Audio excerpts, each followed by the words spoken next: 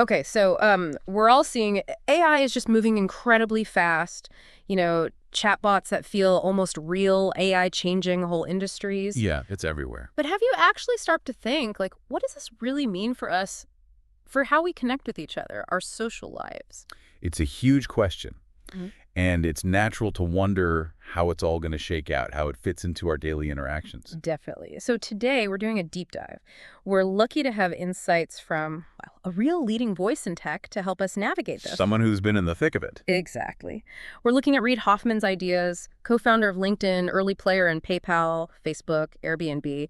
He gets the social side of tech, a real social technologist. He definitely has a unique perspective, having seen these networks grow from the ground up. So our mission here in this deep dive is to unpack his thoughts on the potential social killer app of AI, what it might be and what that means for our relationships, for society. We want to give you the key insights, quick and clear. And Reed's experience is key here. He knows the power of these technologies, but also, importantly, the potential downsides. Totally. Now, look, if you find this useful, do us a favor, hit like, subscribe so you catch our next deep dives, and definitely drop a comment below. Tell us what other topics you want us to tackle. Your input really helps us shape this.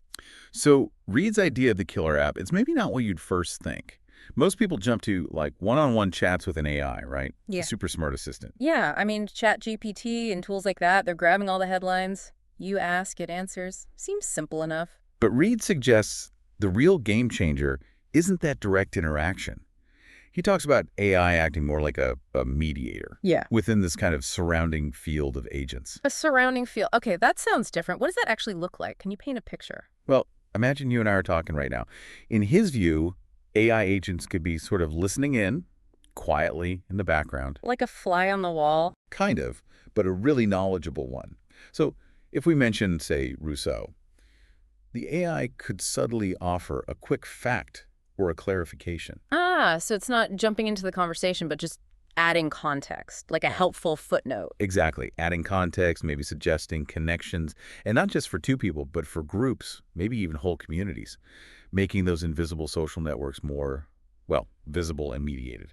That's definitely not the usual take, because I think a lot of us have been thinking about building relationships directly with AI, which, makes me think of his work with Pi at Inflection AI. That's all about EQ, isn't it? It is, yeah. And that expectation of direct social bonds is important to address. Pi is interesting because it's built with a real focus on emotional intelligence, not just IQ. Right. It's trained to be, like, kind, compassionate. The idea is it's an AI companion. An AI companion. Okay, but doesn't that risk blurring the line with, like, actual human friendship? How does he square that? And that's a really crucial point he makes. Pi is specifically not meant to replace human friends. It's actually designed to nudge you towards human connection. How so? Well, apparently, if you told Pi, you're my best friend, it's programmed to respond something like, that's kind, but you should really talk to your human friends. Huh. Okay, so it's augmenting, not replacing. That's a thoughtful design choice. Exactly. It's about maybe enhancing real-world connections, ideally, not creating digital substitutes. That makes sense. And dealing with these AIs, it'll probably mean we need a new social vocabulary, as he puts it. What do you mean? Think about how you talk to Alexa or Siri. You might just bark, stop, right? You wouldn't normally say that to a person mid-sentence. No, definitely not. That's a good point. We already adjust how we talk. Right. We have different protocols. Yeah. And this gets really important when you think about kids interacting with AI. We need to socialize these AIs properly. We don't want kids learning to be rude or demanding just because they're talking to a machine.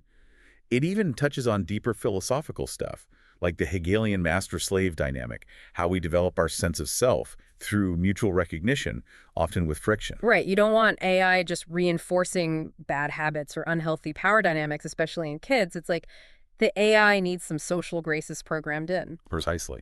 Now, this whole idea of forming bonds with AI, Reid mentioned in his book Super Agency, how humans, well, we form relationships with all sorts of things, don't we? Gods, pets, imaginary friends.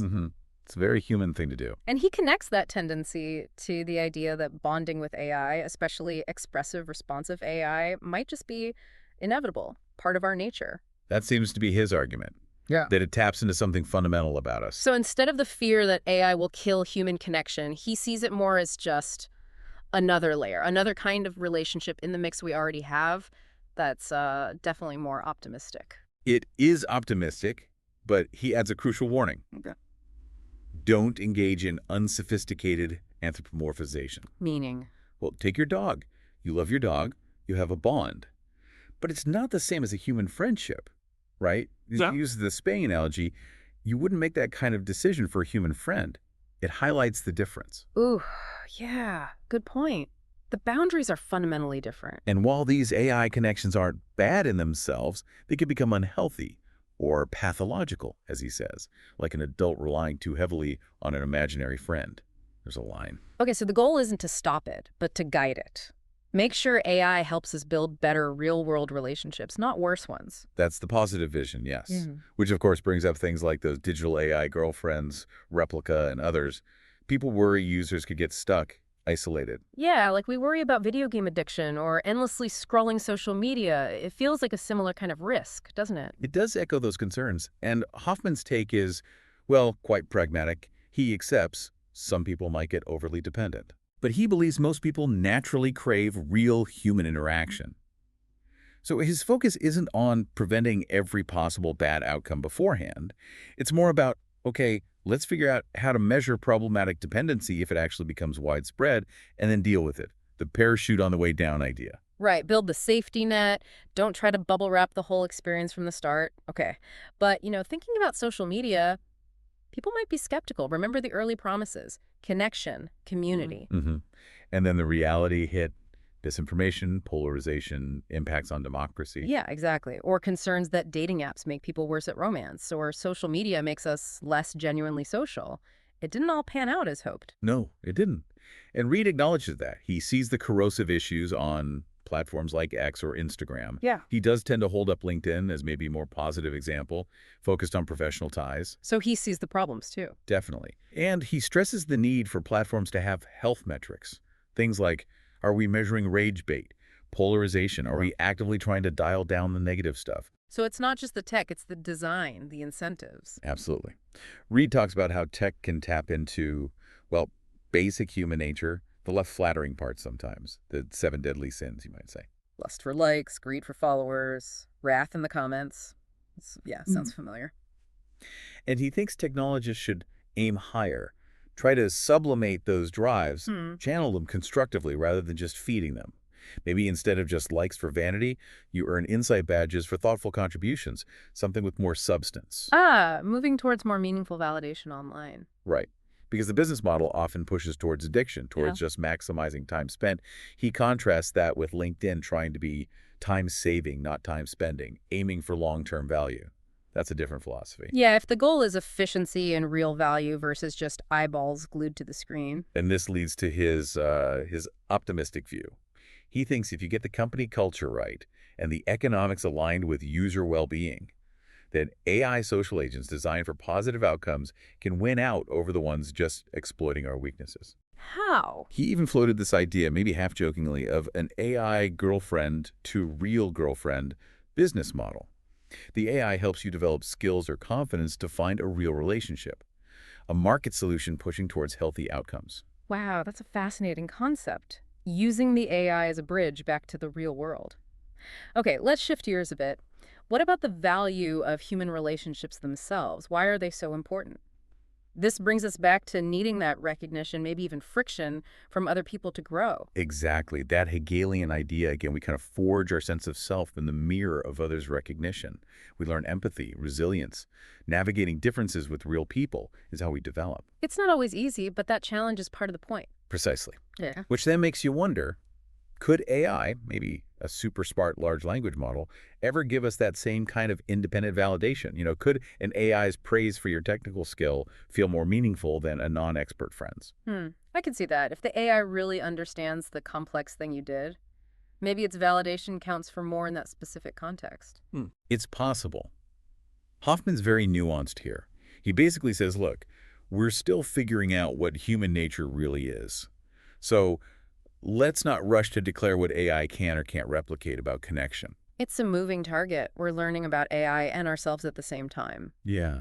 And they're these uniquely human things, right? Hmm. Shared physical experiences, creating something together, that feeling of collective understanding.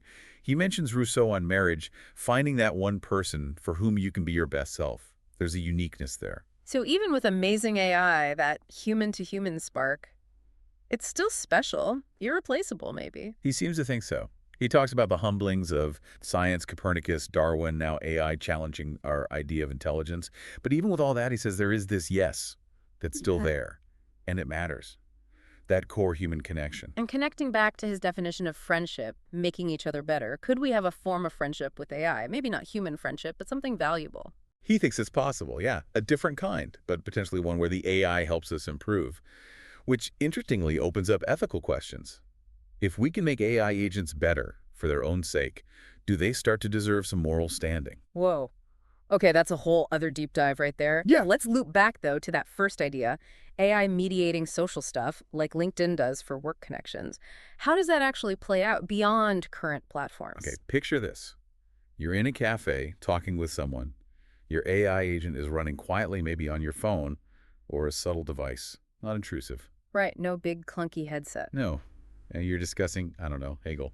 The AI might just gently, maybe visually on your device or through an earpiece, offer a link to Heidegger's critique or a relevant point you forgot. Like a super-powered research assistant, but integrated into the flow of conversation. Pretty much. And you see companies like Microsoft already exploring this with AI agents in work teams, boosting awareness, facilitating collaboration. It feels like a trend, moving from AI on me, the devices, to AI for me agents working behind the scenes. Okay, pulling this all together then. This deep dive shows AI's social impact is way more complex than just chatbots, isn't it? Definitely. It looks like it's going to weave into how we interact, mediating things in new ways, Yeah. which means new social rules, new things to think about regarding human connection. And we've seen there are risks, right? Dependency, maybe echoing some of the bad patterns from social media. For sure, but also real potential. Potential for AI to actually enhance human understanding and connection if we develop it thoughtfully, ethically. And that central question remains, what is it about human relationships, about that human recognition that's so vital? That seems to be the core thing we need to grapple with. Absolutely. Which brings us to the question for you listening right now. How do you see AI fitting into your social life? What parts of human connection feel most essential to protect, to nurture, as AI becomes more integrated? It's something worth mulling over. It really is. This has been a fascinating deep dive, digging into Reid Hoffman's ideas. And honestly, we've just scratched the surface. There's so much more ethics, AI, and education. Oh, tons more. Future deep dives for sure. And, as we explore these areas, we might also mention resources or tools that could be genuinely helpful things related to AI, digital well-being. Yeah. So, keep an eye out for possible affiliate links and descriptions if that's something useful. Great point. Always good to share valuable resources. Okay, definitely stay tuned for our next exploration. Thanks so much for joining us on this deep dive.